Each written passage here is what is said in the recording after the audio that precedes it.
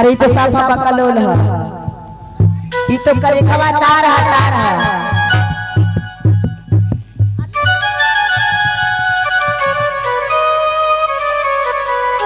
क्या बात है।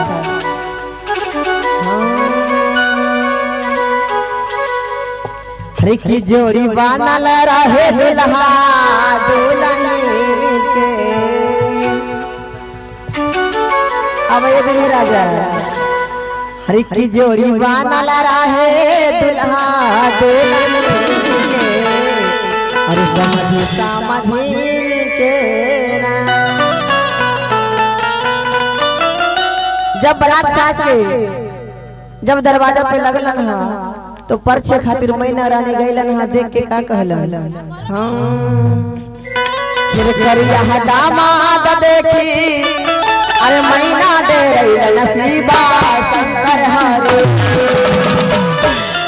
अरे करिया दामाद देखी अरे मैना दे रही नसीबा शंकर हरे।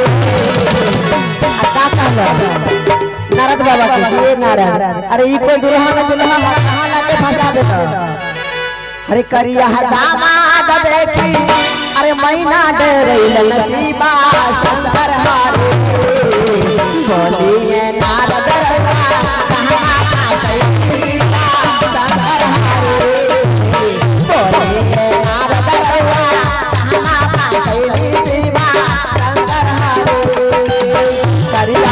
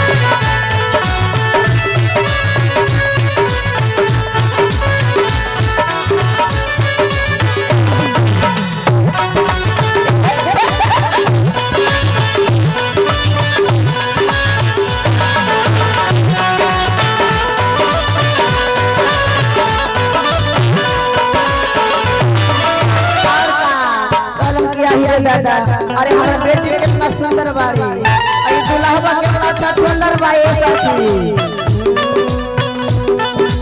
बेटी बाड़ी गोर तार दुल्हा करिया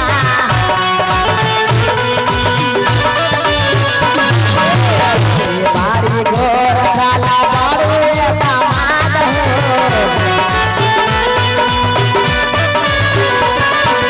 गौरा के जिंदगी हो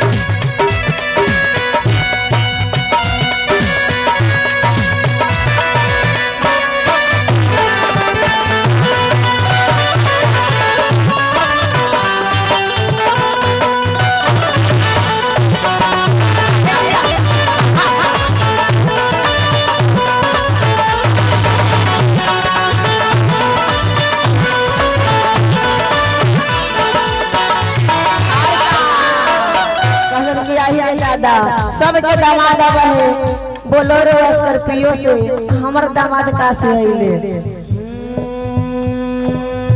हाथी ना घोड़ा चढ़ के आइले।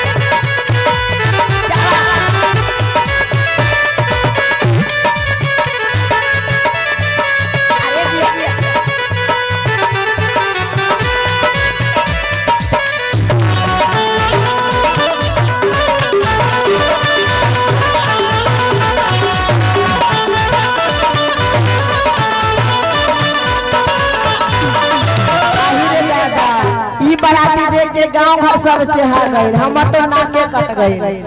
और कैसे गम घर चहाई गए देखे के बारात हो, राजा हिमाचल के काट गए नाक हो, गम घर चहाई गए देखे के बारात हो, राजा हिमाचल के नाथ हो, राजा लाता चल देखी तेरे शिवा शंकर हारे, राजा लाता चल देखी तेरे शिवा शंकर हारे, बोली रात कावा माता सैली शिवा शंकर हारे, बोली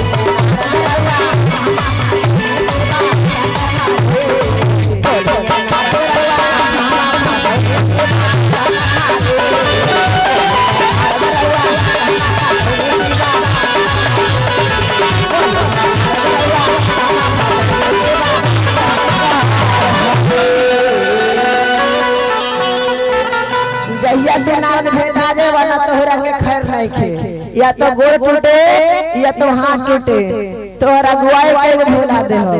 प्रेम से शंकर भगवान की, हर महादेव की, दुल्हा के भाभी की, दुल्हा दुल्हन की, समधी समधीन की।